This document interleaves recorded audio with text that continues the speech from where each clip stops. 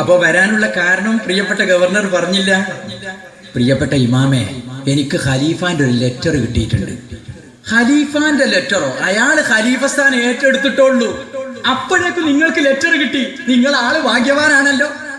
അല്ല ഭാഗ്യ. വായിക്ക്. ഉടനെ തന്നെ വായിക്കാൻ തുടങ്ങി. ഞാനിത് വായിക്കണോന്ന് ചോദിച്ചാൽ അവരെ വായിക്കണ്ടേ?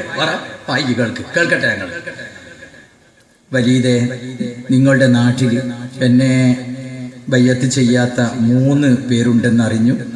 അവരെ നിർബന്ധമായിട്ടും എന്നെ കൊണ്ട് ഖലീഫയായി ബൈഅത്ത് ചെയ്യിപ്പിക്കണം. ഇത് വായിച്ച ഉടനെ തന്നെ ഒളിക്കണ്ടിട്ട് ഇങ്ങനെ നോക്കുക, അവരെ പ്രതികരണം അറിയാൻ. ഇവരെന്താ ഇത് പറയാൻ? ഇനി ഇവരാണല്ലോ പറയേണ്ടത്. മെല്ലെ അങ്ങോട്ട് നോക്കിയപ്പോൾ മുസൈൻ റളിയല്ലാഹു അൻഹു തങ്ങൾ പറഞ്ഞു, ദുനിയാവിൽ വെച്ച് നടക്കാത്ത കാര്യം. അപ്പൊ ഈ സാധു മനസ്സിലാക്കി, അത് നടക്കൂലെങ്കിൽ ഇത് നടക്കൂ. കാരണം ഇനി അങ്ങനെ വരാനുള്ളത്. അത് നടക്കൂലെങ്കിൽ ഇതല്ലേ നടക്കാൻ പോണത്. ഇനി ബാക്കിയോട് വായിക്ക്. എന്തിനാണ് വായിക്കുന്നത്? അവര് 3 പേരും എന്നെ സമ്മതിക്കുന്നില്ലെങ്കിൽ 3 പേരെയും ജയിലിലിട്ടടക്കണം. ഇത് വായിച്ചപ്പോ ഉസൈബ് റളിയല്ലാഹു അൻഹു തങ്ങൾ എന്തോ ഒരു അല്പസമയം നിശബ്ദരായ ശേഷം പറഞ്ഞു, കൂട്ടുകാരാ, അതാണ് നല്ലത്. ഇവനെ സമ്മതിക്കാന്നുള്ളത് ദുനിയാവിൽ നടക്കുന്ന കാര്യമല്ല. പിന്നെ പറഞ്ഞല്ലോ നിങ്ങൾ ജയിലിലിട്ടടക്കണം. സമ്മതോ അല്ലേ? നമുക്ക് 3 പേർക്കും ജയിലിൽ പോകാം അല്ലേ? ആയിക്കോട്ടെ. എന്നാലും നല്ലൊരു കാര്യം, നമ്മൾ വിചാരിച്ച കാര്യമാണല്ലോ. കൂട്ടുകാരാ, ഞങ്ങൾ ഏത് ജയിലിലേക്കാ വരേണ്ടത്? ഇപ്പം തന്നെ ഞങ്ങൾ റെഡിയാ. പുറപ്പെടാനായോ? ഇത് പറഞ്ഞപ്പോഴേക്കും അതാ നമ്മളെ ഗവർണർ ആകെ വിതുമ്പാൻ തുടങ്ങി, കണ്ണുനീർ ചാലിട്ടൊഴുകാൻ തുടങ്ങി. അല്ല, എന്തിനാ നിങ്ങൾ കരയുന്നത്? ഇതിലൊരു പ്രശ്നവുമില്ല. ഞങ്ങൾ തീരുമാനിച്ചു കഴിഞ്ഞു. അതൊക്കെ ഞങ്ങൾ മുൻകൂട്ടി തീരുമാനിച്ചതാ. ഇതൊക്കെ സംഭവിക്കുമെന്ന് ഞങ്ങൾക്കറിയാം. പിന്നെ നിങ്ങൾ എന്തിനാ കരയുന്നത്? പറഞ്ഞോളൂ, ധൈര്യമായിട്ട്. ഇനിയുണ്ടോ? എഴുത്തുണ്ടോ? അല്പം കൂടി. അതും വായിക്കി. വലീദേ, ഈ പറഞ്ഞതൊന്നും നീ ചെയ്യുന്നില്ലെങ്കിൽ നീ മരിക്കാൻ തയ്യാറാവുക. അപ്പൊ 3 ആളും മിണ്ടുന്നില്ല. അപ്പൊ ചോദിച്ചു, അപ്പൊ ജയിലിൽ കൊണ്ടുപോകാനുള്ള ഒരു അവസ്ഥ കാണുന്നില്ല, നിങ്ങൾ എന്താ ഞങ്ങളെ കൊണ്ടുപോകൂല? മുത്ത് മുസ്തഫ തങ്ങളുടെ പ്രിയപ്പെട്ട പേരക്കുട്ടിയെയും കൂട്ടുകാരെയും ജയിലിലിട്ടടച്ചിട്ട് ഞാൻ ഈ ദുനിയാവിനെ ഇനി എന്തിന് ജീവിക്കണം? എനിക്ക് പിന്നെ എന്ത്? മുത്ത് മുസ്തഫ തങ്ങളുടെ അഖില ബൈത്തിന് ജീവന് തുല്യം സ്നേഹിക്കുന്ന ഞാൻ നിങ്ങളെ പിടിച്ച് ജയിലിലിട്ടടക്കുകയോ? കഴിയില്ല. അത് കഴിയൂലെന്ന് ഇത്ര ദൃഢമായിട്ട് പറയുന്നുണ്ടെങ്കിൽ ഈ പാവം മരണത്തിന് തയ്യാറാകണം. അതാണല്ലോ പറഞ്ഞത്.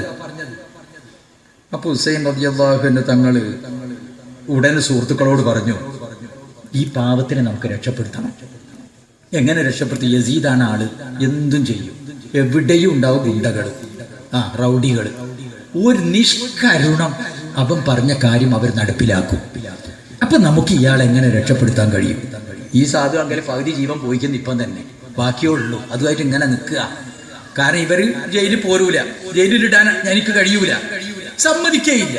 പിന്നെ ഞാൻ മരിക്കാന്നുള്ളതല്ലേ ഉള്ളൂ. അങ്ങനെ ഒരു വല്ലാത്ത വിഷമത്തിൽ ഇങ്ങനെ നിൽക്കുന്ന സമയത്താണ് ഹുസൈൻ തങ്ങൾ പറഞ്ഞത്, നമുക്ക് എന്ത് ചെയ്യാന്നറിയാം? നമുക്ക് മക്കയിലേക്ക് തന്നെ പോകാം. നമ്മൾ അവിടെ നിന്നാണല്ലോ വന്നത്, നമുക്ക് അങ്ങോട്ട് പോകാം. ഈ സുഹൃത്ത് എന്ത് ചെയ്യട്ടെ? ഖലീഫാക്ക് ഒരു മറുപടി കൊടുക്കട്ടെ. എങ്ങനെ? പ്രിയപ്പെട്ട ഖലീഫ, നിങ്ങളുടെ ലെറ്റർ കിട്ടി. നിങ്ങൾ പറഞ്ഞ കാര്യം ചെയ്യാൻ ഞാൻ ശ്രമിക്കുമ്പോൾ നിങ്ങൾ പറഞ്ഞ 3 പേരും ഇവിടല്ല, നാട്ടിലില്ല, മദീനയിൽ. അവര് വരുമ്പോ ഞാൻ ശ്രമിക്കാം. നമ്മൾ മക്കയിലേക്കും പോവുകയാണല്ലോ, പിന്നെ വരുന്നില്ലേ പിന്നല്ലേ. അപ്പൊ നാട്ടിലില്ലാത്ത ഒരാളെ പിടിച്ചിട്ട് ബയ്യത്ത് ചെയ്യാൻ പറ്റുമോ? അല്ലെ, നാട്ടിലില്ലാത്ത ഒരാളെ പിടിച്ചിട്ട് നിർബന്ധിപ്പിക്കാൻ പറ്റൂലല്ലോ. അപ്പോഴേക്കും ഈ സാധുവതാ എന്തൊരാ വലുതായത്. കാരണം നാട്ടിലില്ലാത്ത ആൾ ഇവർ 3 പോവുക, നാട് വിട്ടു പോവുക. അവരിവിടെ അല്ല എന്ന് പറഞ്ഞാൽ മതിയല്ലോ. അങ്ങനെ ഏത് മറുപടി കൊടുക്ക് സുഹൃത്തെ, കൊടുക്ക്. ഇയാൾക്കാണെങ്കിൽ 100% 50 മരിച്ചു പോയിക്കുന്നു, ബാക്കി 50 കിട്ടി. തിരിച്ചു കിട്ടിയത് അപ്പൊ 100 തന്നെ ആയി എന്നാ പറയാ. പക്ഷെ 100 അല്ല ആയത്, 150 ആയത്. അത്രക്ക് റാഹത്തായി, സന്തോഷം കൊണ്ട് മതി മറന്നുപോയി. കാരണം നാട്ടിലില്ലാത്ത ആളുകളാണേ. അവരെനിക്ക് ബയ്യത്ത് ചെയ്യാൻ പറ്റുമോ? ഇല്ലല്ലോ. അങ്ങനെ മറുപടി എഴുതാൻ പറഞ്ഞ് ഇയാള് മറുപടി എഴുതാൻ തുടങ്ങുമ്പോ എഴുത്ത് ശരിയാകുന്നില്ല. സന്തോഷം കൊണ്ട് കൈ വിറക്കുക. ഇങ്ങോട്ട് ചിന്തിച്ചു നോക്കി. പെട്ടെന്ന് ഒരു പോസ്റ്റ്മാൻ വന്നിട്ട് പറയാ, ആരാ? കുന്നുമൽ മഹമ്മദാജി. ഞാനാ. നിങ്ങൾക്ക് ഒരു 50,000 ഉറുപ്യ കേന്ദ്ര ഗവൺമെന്റിന്റെ വക വരുന്നു, ഇതാ ബാങ്കിൽ എത്തിയിട്ടുണ്ട്, ഇവിടെ ഒരു ഒപ്പിട്ടേക്കിന്ന്.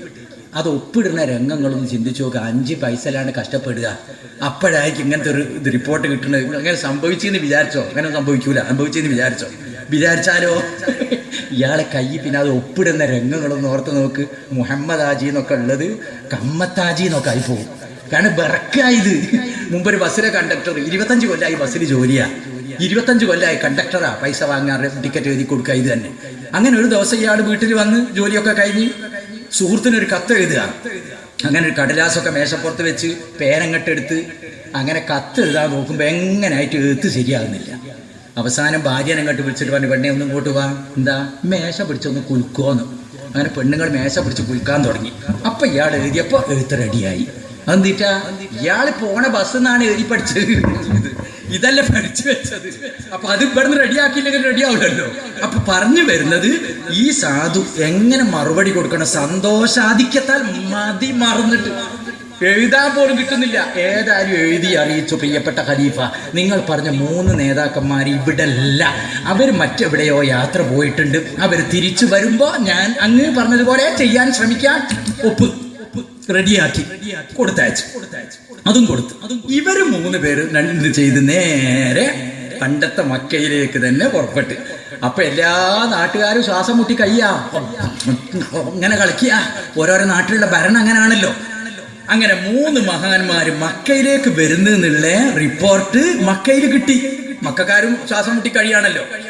അങ്ങനെ അവരെന്ത് ചിന്തിച്ച്, പഠിച്ച തമ്പുരാനെ, ഹുസൈൻ തങ്ങളും സുഹൃത്ത് മഹാന്മാരും വരുന്നുണ്ടല്ലോ, ഞങ്ങളുടെ പ്രയാസം അവരോട് പറഞ്ഞാൽ ഞങ്ങൾക്ക് ഈ പ്രയാസത്തിൽ നിന്ന് രക്ഷപ്പെടാൻ വല്ല വഴിയും അവർ നിർദ്ദേശിച്ചു തരും. തീർച്ച ഞങ്ങളെ അവർ കൈവിടില്ല.